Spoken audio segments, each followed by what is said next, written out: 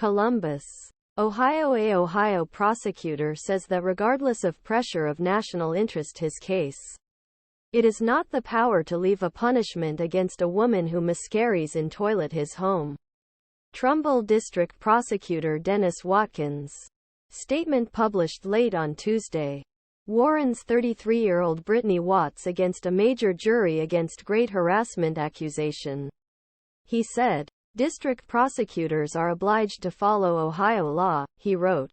"Note that office of office will be enough as only interpretation of issue."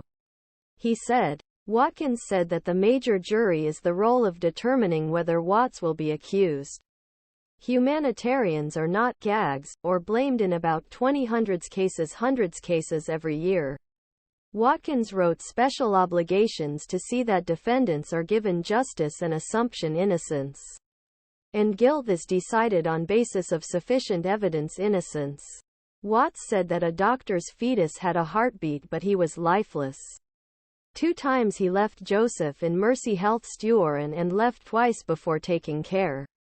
When Watts returned on Friday, bleeding, when he was no longer pregnant and said that his fetus was in a bucket in the backyard, Watts were ultimately accused abuse body, imprisonment up to 1 year and a fine $2,500. He touched national firestorm. A city prosecutor told a municipal judge that Watts' actions disrupted the law.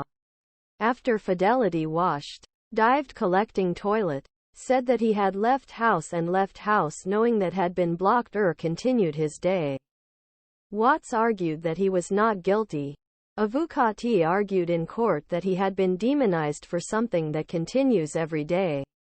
On Friday, Ohio called Ohio Doctors, a coalition behind the newly accepted reproductive change, wrote to Watkins to accuse Watts against Watts.